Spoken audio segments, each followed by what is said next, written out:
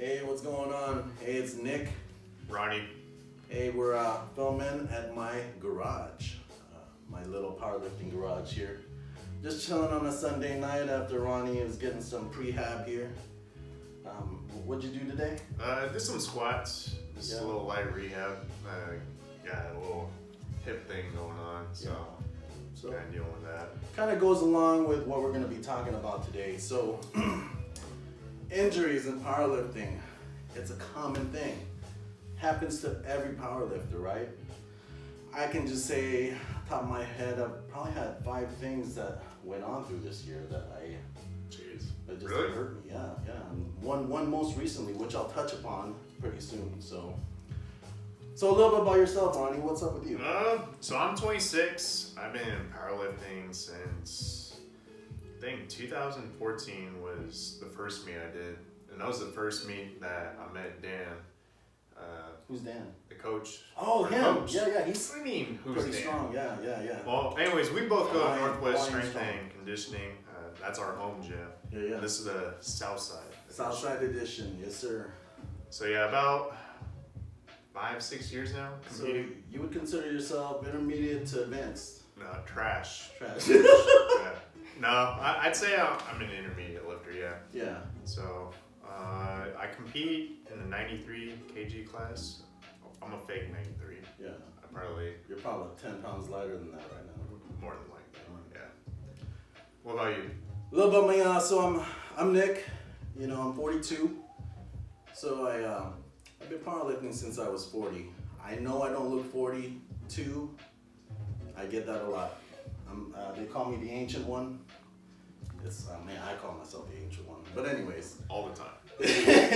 So I do train at NWSC alongside this fool right here.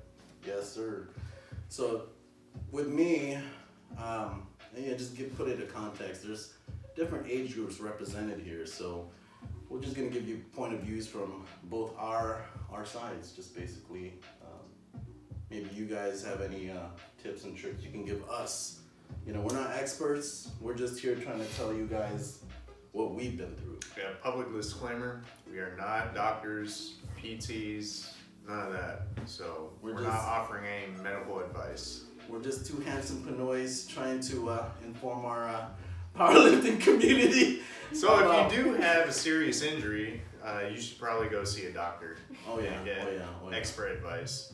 But this is just little tidbits of what we've done through the years with injuries and training around them. So the physical aspect of it, what types of powerlifting injuries have you seen or experienced, and what do you commonly see?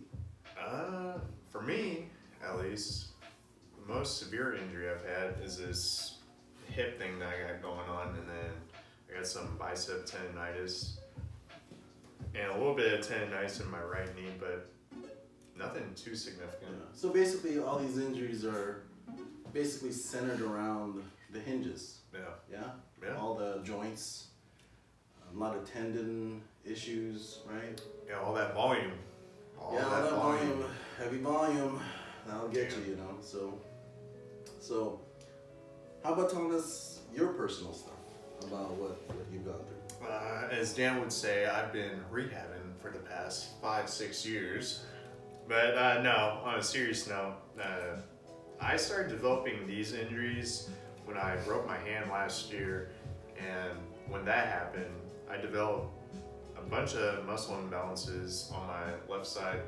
You guys remember when I was training with that cast? Oh, yeah. You had a broken hand, didn't you? Yeah. You were actually deadlifting. Yeah, deadlifting and squatting. So my right side couldn't get tight, couldn't, establish that equal weight distribution. So that's how I started developing this hip shift. My right hip dropping more than my left. So my left hip, glute, everything's just super tight, and that's working its way up with that hip shift. My left shoulder's up, scaps rotated forward. So it's just all these compounding effects. So what I had to do after regionals, because I said screw it, I'm gonna train through it, and go all out. I think that's the strategy most people have to employ is, you're gonna get injured. It's not a matter of I forgot what that fucking thing is, but it's gonna happen. It's gonna happen. Yeah. You know, so with that, you gotta have plans in place. You know, you gotta do alternate exercises. Yeah. Let's say if you're having issues with your shoulder. I mean, you know, low bar is basically really bad on your shoulders, and I mean, I get issues once in a while with my wrists and my shoulders. So, I mean, training with a safety squat bar would be freaking awesome. Just different variations. Yeah, different variations and all that. Which I don't know. Like, you know, I just do what my coach says, but you know, I do a lot of reading too. You know, like there's different tips and techniques that you can employ. You know, so regarding the squat. You know. Yeah. But yeah, so with my injuries, what I had to do personally, I had to really drop down the weight and volume because for me at least, the volume really triggered a lot of the pain. You're Mr. RPE, whatever. RPE nosebleed. Yeah, nosebleed every time, dude. So. I swear, don't do coke. Yeah, it just that's you go for it too much, I think. No, not that bad. Okay. I've been there. I've seen you do those lifts. I'm like, you said it moved like a turtle, and you still added more weight. You know, so. Don't know when your last lift's gonna be. That's right. Yeah. That's right. Yeah. Tomorrow's never promised. That's true. Remember that. But, you know, as a good friend used to say to me, or still says, you gotta play the long game. So, you know what I mean? Hey, I'm just a newbie doing this for 2 years, you know, and I've made significant progress, you know, so, you know, whatever. Yeah. So a few injuries that I've had, you know, so as an older lifter, to put that into context, you do have to take into account, you know, recovery, nutrition, or over-nutrition in my case. You know, I'm usually competing at like 105, but at one time I had ambitions of doing 93, you know, which kind of dip into those lower range body weights once every couple of years. So, but more often than not, 105 is my body weight. So where I'm competing. Yeah. So most significant injury I've had lately is you know, I was lifting a couple weeks ago, and you know, felt a little snap. You know, I didn't know what it was. Kind of weird. That following days after, my boy started swelling up. So basically, I went to the doctor. Buto. Yeah, the Buto, the left one, to be specific. So. Jeez. So I did get seen by my dog. He said it wasn't very serious. Probably a 1 out of 10 scale. You know, he just said, you know, if you're feeling the pain, do not work out with the pain. That's one thing he told me. That's basically your body telling you that you can't be doing. That's a no-go. Yeah, you can't be doing heavy loads like that when you're hurting. You know, don't ignore it. Get it treated. So I think that's kind of what at least what I've seen in the past, a lot of lifters will tend to ignore that and push through it. Yeah. Rather than, you know, kind of taking a couple steps back and, you know, allowing that time of recovery to take place. Yeah. Your focus should switch from building to recovery. Yeah, exactly. Point, right? Yeah. Because that's kind of what happened to me with these injuries, because it was last year around this time frame when I initially started feeling this pain in my left hip shortly after the Holiday Classic last year. And I didn't think much of it. I was still able to, you know, pretty much deadlift and squat without any pain, and some minimal pain with bench on my left side. And, you know, I kept pushing myself, ramping up the volume, intensity, everything. Yeah. And now, fast forward to now, pain sucks. Yeah. I can barely deadlift.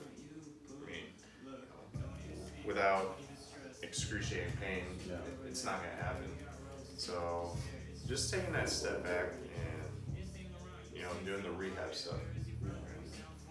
Like today, I did a bunch of banded exercises, tempo squats at probably 60, 70%. Not much weight, but just enough to still get everything moving. Practice the movement and at the same time getting those muscles contracting. Yeah. And it's good to just maintain some work. It's not fun. And that's basically what I did the last week. I had to be pushed to do that. I kind of really wanted to. I miss it. I miss deadlifting. Deadlifting's my thing. I just love it. It's my favorite lift. But so I had to take a step back, and all I did at the gym was just basic bodybuilding movements, which was a good change of pace. Yeah. Sometimes you gotta get that pump on. But too much pump makes you yearning for more. Yeah, no kidding. I miss lifting that heavy weight. So we pretty much covered the physical aspect of things. What would you say is the mental approach needed? The mental approach, it's just having that goal. I think for me, it's that goal. So like, for me, I have a date in the spring, which I have a meet that I have planned. Yeah. So I have to take that into account, and mitigate anything that comes about during the time between now and then. So I have to have that goal at the end, and all I'm doing right now is to get to that day. Yeah, trying to survive. So, how about you? Like, I think just like in the past when I first started dealing with these injuries, because it's there, can't avoid it, and it's bound to happen. Unfortunately, with powerlifting, the person that wins the meet is the one that's less injured than everybody else. Because you're never gonna go into a meet 100%. Oh, never. It's always something.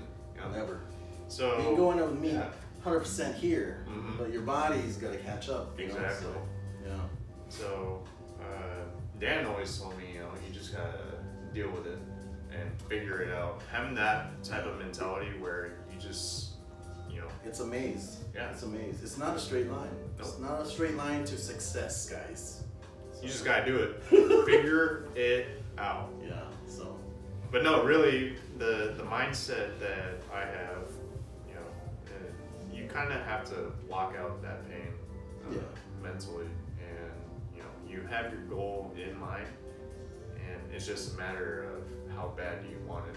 Having that 100% in mentality where whatever it takes to be successful on the platform, is all these gym lifts in the gym don't really mean anything. And I gotta remember that when I'm given a RPE range. I'm one that overshoots too much, I think. Yes, I do overshoot too much, so I have to settle back down and basically trust the process. You gotta trust that process. It's the blueprint is there. You just gotta follow it. Yeah. That's all you really gotta do. Just follow the plan.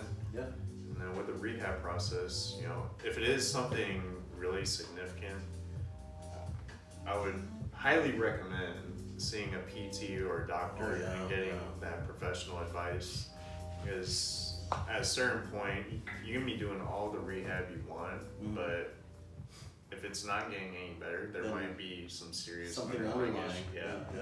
Something serious.